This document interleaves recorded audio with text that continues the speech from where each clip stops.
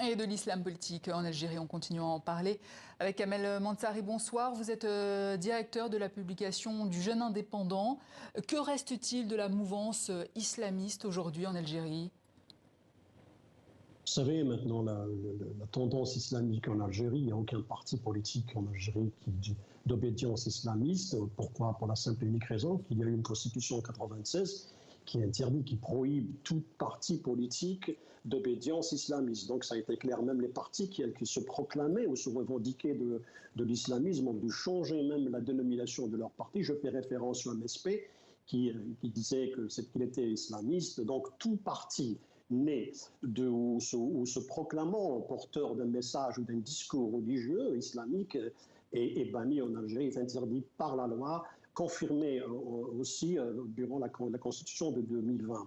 Donc, ce qui reste du culture qui reste, il est fort probable qu'il reste une tendance qui est, comme on dit, peut-être des cellules dormant de cette tendance, mais elle n'est pas visible. Il y a certainement aujourd'hui plus d'ouverture au sein de la société s'agissant de l'approche ou bien de la considération portée à l'égard de l'islamisme politique. Pourquoi? Parce qu'il y a eu une guerre civile qui a été vraiment qui refroidit l'enfer. Aujourd'hui, on ne peut aujourd'hui s'aventurer vers un discours ultra-religieux ou d'obédience religieuse. Même les partis aujourd'hui, comme le BINA ou le MSP, ne se proclament pas, n'ont jamais revendiqué être islamistes ou même prenant un discours islamiste. Donc la question de l'islamisme en Algérie a été balayée. Et encore une fois, il y a eu la charte de réconciliation nationale de 2005 qui a aussi fait en sorte à ce que les partis ou bien la question de l'islamisme ne peut en aucun cas être comme un créneau ou un réservoir électoral ni politique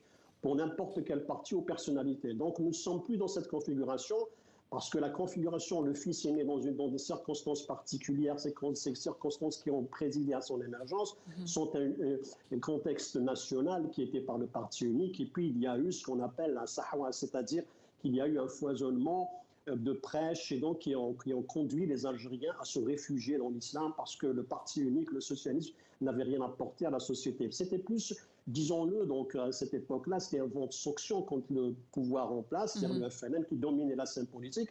Et aujourd'hui, cette volonté n'existe plus. Pourquoi? Parce que, comme je vous ai dit, l'expérience des années 90 a été vraiment, il n'y a pas une famille en Algérie qui n'a pas été touchée dans sa chair par le terrorisme et surtout par le fait que l'Algérie a fait 10 années en arrière en matière de développement et en matière. On est sorti endetté, on est sorti avec 250 000 morts, des disparus, donc la facture a été lourde. Donc l'islamisme aujourd'hui radical ne prend plus, il ne peut être vraiment une alternative aux problèmes que pose la société aujourd'hui. Ce sont des problèmes de jeunesse, des problèmes de développement, des problèmes d'éducation. On voit aujourd'hui le chômage est mais alors, Kamel Mansari, quelles sont les chances du candidat islamiste Abdelali Hassani Cherif?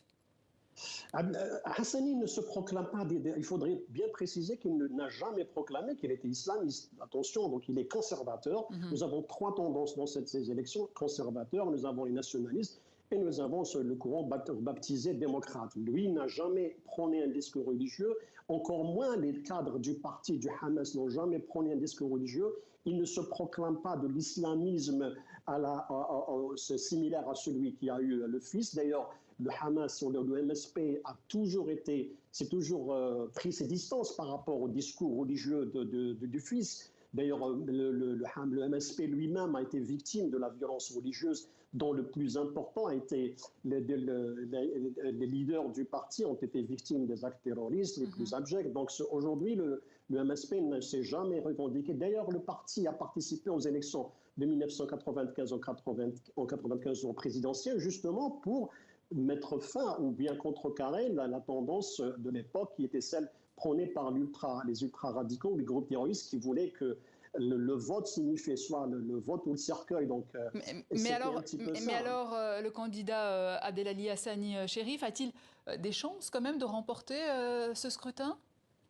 Je vais vous dire une chose. Aujourd'hui, il nous reste 30 secondes, Kamel Mansari. Ce discours-là ne peut pas avoir une chance. C'est-à-dire pourquoi? Parce que d'ailleurs, il faut parler de l'homme lui-même, il n'a pas beaucoup d'expérience politique. Certes, c'est sa première expérience électorale.